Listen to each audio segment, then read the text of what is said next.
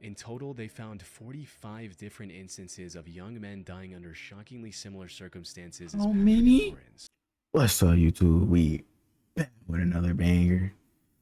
I hope y'all been enjoying the videos. We're at 977 subs right now, real close to 1K.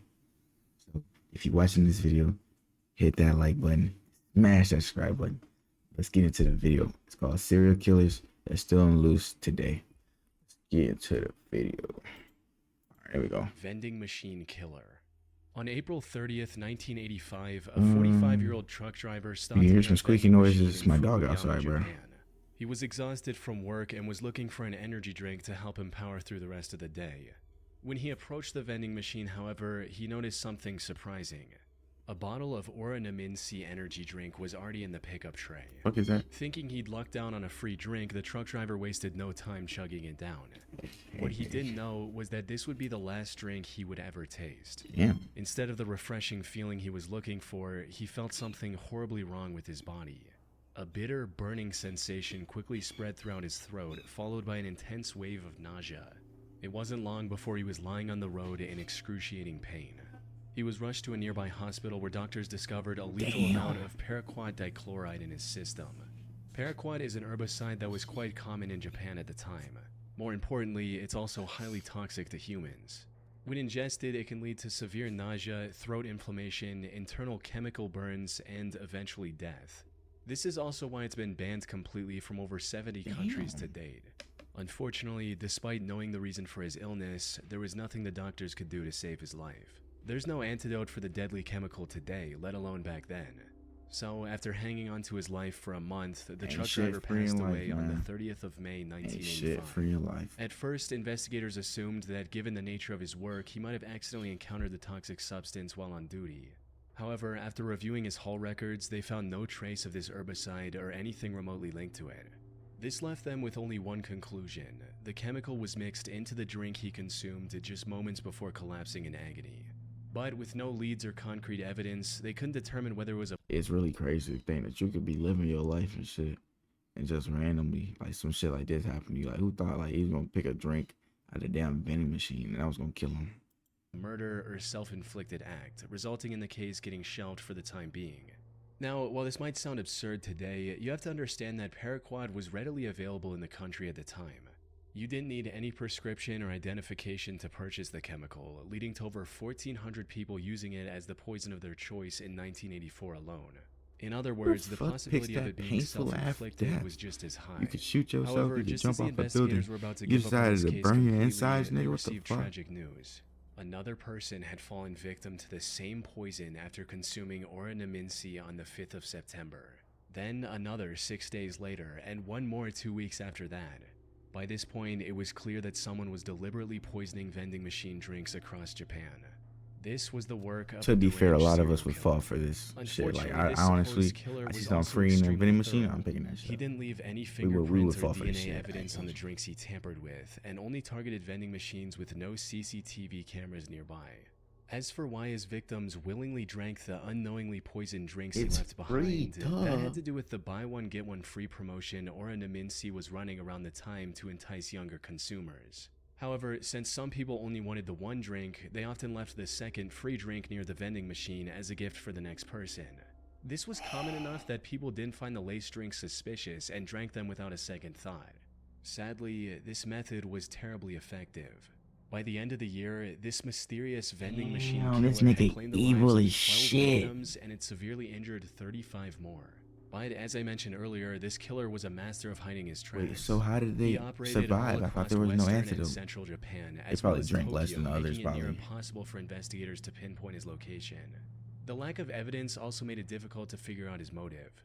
Some speculated that he was doing all this to extort money from Otsuka Pharmaceutical, the company that made Oranaminsi. This is because in 1984, a group called the Mystery Men with 21 Faces threatened to poison food products unless the companies paid them money. So some believed that the vending machine killer was a copycat and wanted something similar. However, this theory didn't last very long because Otsuka Pharmaceutical didn't receive any demands or extortion letters from the perpetrator. Additionally, the killer also began using other drinks, like the drink Real Gold and even Coca-Cola.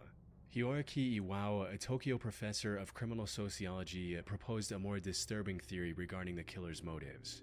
He stated, "It is not uncommon for Japanese who live under tremendous pressure, both on the job and in overcrowded communities, to let out their frustrations by hurting someone else. The person responsible may even wait around to see who buys the poisoned drink.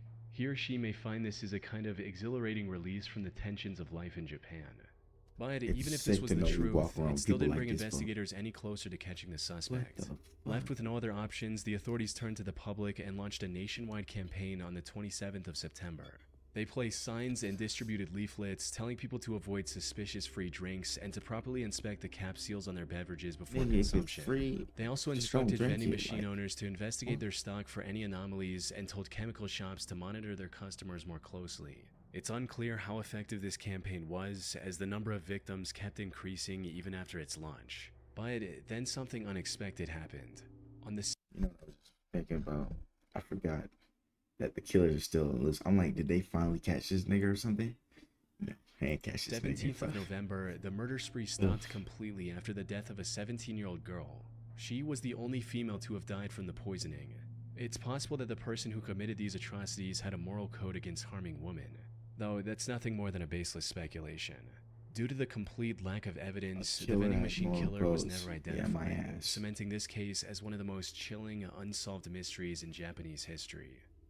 That nigga chilling right now, living his life and shit. Little Rock serial stabber. On April 11, 2021, the Little Rock Police Department received a Nah, stabbing's gotta be a pure form of hatred. Like, you could shoot a nigga off of just like tension. Like, you shoot a nigga, you could just be mad at the moment. Stabbing somebody, you really had to be mad. Pick something up and just start slicing the nigga up, bro. distress call from South Pulaski Street regarding a potential homicide. When they arrived at the scene, they found a middle-aged woman lying on the street with stab wounds all over her body. This woman turned out to be 41-year-old Deborah Walker. She was homeless at the time and was living on the streets when this incident happened. She was quickly taken to the hospital where medical staff discovered that she had been stabbed at least 15 times. Despite lying on the street, bleeding for what may have been hours, she miraculously survived and managed to regain consciousness the same day. I thank the Lord, thank the Investigators Lord. also visited her in the hospital to gather any information that, she could we like provide that. about her attacker. Unfortunately, she was attacked somewhere between 1 and 4 a.m. It was still dark Nothing outside, good happens and after all that 12 she saw a.m., was that her folks. attacker Stay was a inside. tall African-American male with a slender build. Now, in most other similar Oh, cases, Slenderman, nigga. such limited information would hardly be enough to generate any leads. But in this instance, the description Deborah provided left the investigators It was a in disbelief. female? That's because her attacker's profile closely Nah. matched the perpetrator of another incident that took place about 8 months earlier in the surrounding area. The victim of that incident was 64-year-old Larry Eugene McChristian. He was living in Little Rock with his daughter Sarah, who was on probation at the time. On the 20th of August 2020, he had a medical emergency and was taken to the hospital in an ambulance. He was discharged from the hospital the next morning. However, when the hospital staff tried to contact Sarah so she could pick him up, she wasn't answering her phone. So Damn. they gave Larry the information about a nearby homeless shelter and a bus token to get there. Later that day, Sarah came to the hospital looking for her father, only to learn that he'd been discharged hours ago. She then reached out to the homeless facility Larry was told about, but they didn't know anything about his whereabouts either. The only option she had was to file a missing persons report and wait for the police to find Larry. 2 days later, on the 24th of August, Sarah received the call she was waiting for. Tragically, it wasn't the news she had hoped for. According to the official report, the Little Rock Police Department found Larry's body on South Gaines Street at around 2 Oh a.m. They God, identified him by the hospital discharge papers he had on him. that's gotta be More gruesome, bro. importantly, he had multiple stab wounds on his body and was unfortunately already dead by the time the police arrived. His death was Damn. declared a homicide, and the investigators began looking for clues almost immediately. This proved quite impossible at first, since there were no witnesses, and there wasn't anything that could be used as evidence at the crime scene. However, after inspecting the surrounding houses, they had a major breakthrough. The CCTV camera outside a nearby house had captured the suspect walking down the street when suddenly he spots Larry and begins walking towards him. After committing the crime, he tries leaving the area, only to stop, go back, and stab Larry one last time before fleeing. As mentioned earlier, this man What type matched the of profile sick Deborah fuck? gave to the police, leading investigators to believe she was attacked by the same person. Nigga looked back and While said, looking nah, into older cases, I they gotta also finish connected that the shit. same killer to another In front murder of that the happened in the church? area on September 23rd, 2020. Oh, The victim Lord. of this incident Yo. was 62-year-old Jeff Welch, Evil. another homeless man who was living in an abandoned home. On the morning of that day, Jeff's friend found him on the porch of his house with a stab wound on his neck. By this point, the investigators knew they were dealing with a deranged serial killer. Why? However, just as they uncovered the connection between the three attacks, another tragedy unfolded.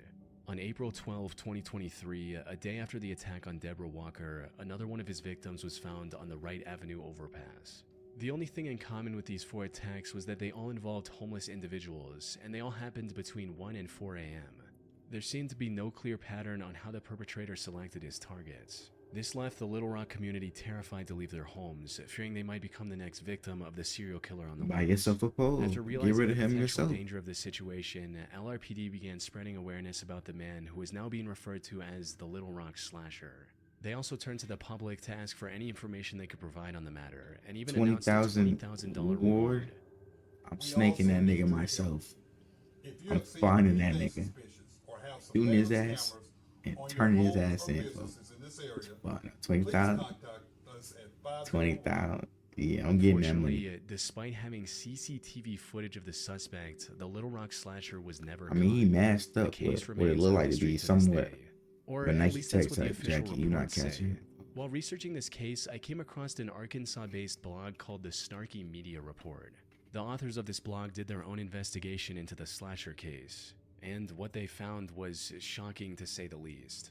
Put simply, they claim to have found the true identity of the killer after talking to multiple locals and Deborah, who, according to their blog, already knew the identity of her attacker. They also uncovered many details about this supposed killer, including his criminal record, which reveals that he has already served 2 prison terms in Arkansas for felony convictions of domestic violence. Then Also, his history with drug how abuse is he and how it out? made him very agitated and violent. How the fuck is he The out? authors of this blog also claim to have contacted the alleged killer's previous landlord, who gave them this image of the perpetrator.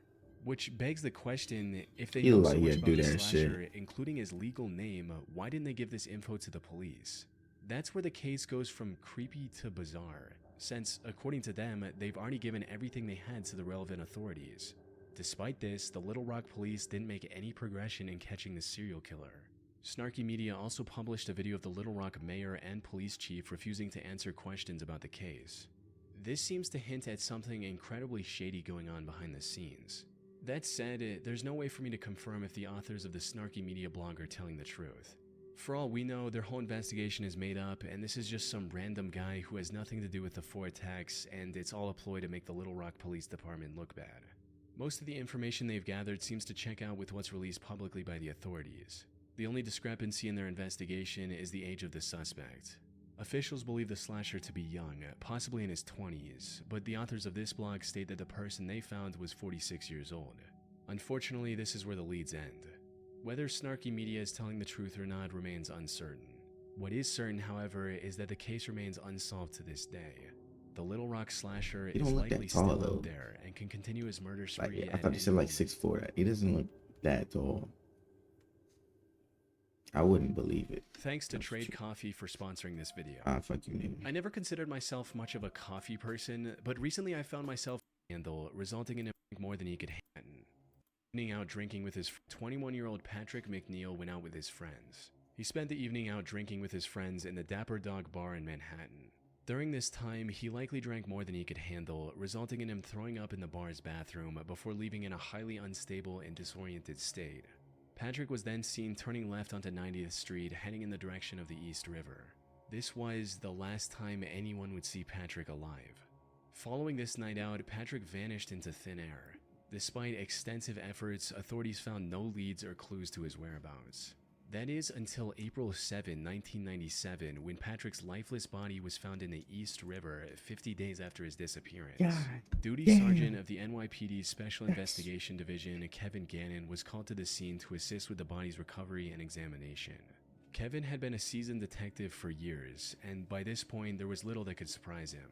However, the circumstances surrounding Patrick's death disturbed him to his core. The more he looked into it, the more strange the situation became. For instance, Kevin noted that Patrick's body wasn't decomposed enough to have been floating in the river for a week, let alone the past 50 days. He also found burn marks on Patrick's body, hinting at the possibility of him being restrained prior to his death. Kevin knew that something wasn't right. Unfortunately, due to the complete lack of evidence pointing to the contrary, Patrick's death was ruled as an accident. Kevin kept thinking over this feeling for the next year before coming across a case that reinforced his suspicions even further. On February 13, 1998, another body was found in the same stretch of water. This body was later identified as 22-year-old Lawrence R. Andrews, Fucking who had gone accident's missing on New fucking Year's crazy. Eve after celebrating the Somebody event with died his on friends in accident with Times burn Square. marks. After getting on the case, it didn't take long for Kevin to notice eerie similarities between the two cases, as both bodies were found within yards of each other. Both of them were also young Caucasian males and were on track to have successful careers. They both disappeared in one of the most crowded cities in the world without any trace as well. Most importantly, Kevin also found similar oddities in both cases, where the bodies were a lot less decomposed than they should have been, and there were burn marks indicating possible restraints before their death. Lawrence's case prompted Kevin to look for other similar cases across the US. He enlisted the help of fellow detective Anthony Duarte and a criminal justice professor, Dr. Lee Gilbertson. Together, they began investigating these cases, and soon a chilling pattern began to emerge. In total, they found 45 different instances of young men dying under shockingly similar circumstances as How Patrick many? and Lawrence. Most of them went out for a night of drinking, became more intoxicated than usual, disappeared shortly after, and were later found dead in some 45. body of water. Almost all of them were also Caucasian and on track to have a Holy high-paying career shit. like engineering after college. Why? Most disturbingly, I'd however, be- they also found graffiti of smiley I'm going to cybersecurity. I'd be livid if I finished college. Somebody killed me right when I'm about to start getting money for real. God would have to send me back down on this earth so I can get my get back. Because this is faces near the bodies of at least insane, a dozen bro. different victims. This is This evil. led to the three investigators creating the Fuck, smiley bro. face murder theory. According to this theory, these 45 and possibly many other deaths from the 1990s to 2010s weren't accidents in the slightest. Hell Instead, no, they were dog. murders committed by a single deranged person or an organized group of serial killers. That's crazy. This is the to only think, though. logical explanation they could find One to person justify has, the like, many 50 oddities and bodies. similarities in these They ain't talking incidents. about That that said, shit. while this theory makes complete sense to some people, others aren't convinced one bit. Criminal profiler Pat Brown, for instance, called this theory ludicrous. She believes that the idea of connecting smiley faces, one of the most common graffiti symbols, with murders is just absurd, stating, "It's not an unusual symbol.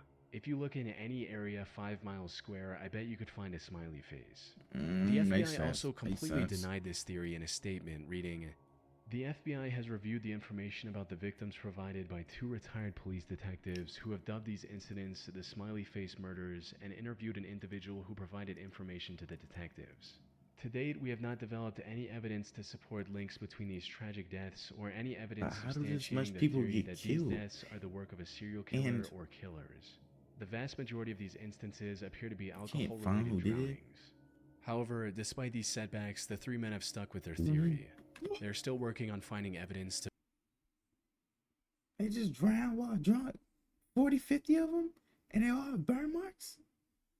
What type of stupid shit? back their observations. That said, if their Fucking hunch dumb. is correct, it would mean one of the most wicked serial killers in American history is still at large today. That nigga living free, eating bacon and fucking I-70 killer. Robin Fuldauer was a 26-year-old Indiana University graduate who was working at an Indianapolis Payless shoe source store near I-70 in 1992. The 8th of April was supposed to be her day off. However, just as she was getting ready to relax at home, the employee who was supposed to man the counter called in sick. Left with no other options, her manager called Robin and told her to cover the shift instead. Robin wasn't very happy about this emergency shift change, but I she ain't picking- I reluctantly ain't- agreed, see, arriving at the store at 10 This shit a.m. would happen to me. Anytime my job called me, shit, I ignore the phone. Shit on D&D 24/7. and starting her shift as usual. Unfortunately, her day was about to get a whole lot worse. Everything seemed normal until 2 p.m. when the manager called the store for a routine check. To her surprise, Robin wasn't picking up the phone. She kept trying for a few minutes before giving up and calling the Speedway gas station neighboring the shoe store. One of the gas station employees, a friend of Robin's, went to the Payless store to see if she was doing okay. However, what she found inside left her confused. The store was in slight disarray and some of the shoes were missing from the shelves. The cash register was also open and there was no money in it. Most concerning of all, there were no signs of Robin anywhere. Her friend called out Robin's name, hoping she was just in the back and would respond. But when she didn't hear anything from Robin after minutes of standing in the store, she became worried and called the police at around 2:20 p.m. The cops arrived within minutes and began searching the store for clues on Robin's whereabouts. And it wasn't long before they made a devastating discovery. They found Robin lying in the store's back office, covered in blood. It was already too late. During questioning, an employee from the store across the street claimed to have seen a strange man loitering around the shoe store a couple hours earlier. According to this employee, the man sat on the curb for about a half hour, rifling through his bag and staring at the Payless store. They then saw the same man a few minutes later trying to hitch a ride back to Interstate 465, which was about a quarter mile from the store's location. Unfortunately, they were too far away to get a good look at the man's face. Given the money stolen from the register, and without any other leads, investigators filed this as nothing more than a robbery gone wrong. However, they couldn't have been more wrong. Because just 3 days later, something similarly tragic happened to 23-year-old Patricia Smith and 32-year-old Patricia Makers. The two were working at a bridal shop in Wichita along I-70. The incident happened a little past their usual closing time as they were waiting for a customer who had a pickup. When they saw a man approaching the store, they assumed that it was the customer. However, this man drew a gun on the two after entering the store, took them to the back, and executed both with shots to the back of their heads. As the killer was leaving the store, he crossed paths with the actual customer the girls were waiting for. Without hesitation, he aimed his gun at the man and ordered him to head to the back of the store. But the customer defied his command and ran, narrowly escaping with his life. He later helped the police draw a sketch of the killer. Unfortunately, the sketch didn't provide much of a breakthrough. By this point, the authorities were certain they were dealing with a serial killer, but despite their efforts, the killer spree continued. By May 7th, he had taken 3 more victims in small, low-traffic stores along the I-70 highway. By the time investigators managed to compile a few more sketches, the I-70... I wouldn't even go to work. That'd be my damn excuse. I'm not going to work. Fuck you. The killer stopped his quest and went into hiding. That is until 1993, when he claimed 3 more victims along I-35 in Texas. He tried to hide his identity by changing his weapon, but the investigators were quick to notice the similarities. One of his victims, Vicky Webb, also managed to miraculously survive after getting shot in the neck. If he were ever caught, Vicky's testimony would have been crucial in bringing him to justice. Though, the I-70 killer was never found, and the case went cold for nearly 3 decades. However, then, in 2021, investigators released CCTV footage of a murder that happened in 2001. The suspect in this footage looks strikingly similar to the I-70 killer sketches, potentially giving authorities the lead they need to finally catch him. It's likely only a matter of time before he runs out of places to hide and is captured. But for now, he's still out there, evading police and leaving the case unresolved. We can only hope he doesn't take any more victims in the meantime. See, if I work in a gas station, I gotta have that shit on quick draw. You feel me? Cause this shit not happening to me. Some fucking nigga walk up to my son, give me all the cash here. Nigga, fuck you. Damn, man, that's kind of sad, man. A lot of people lost their lives over some bullshit. Or people just feeling the, you know what I'm saying, the feeling, the want to kill people. It's weird. But I hope y'all enjoyed today's video, man. Y'all have a great day. Y'all stay blessed. Stay safe. Deuces.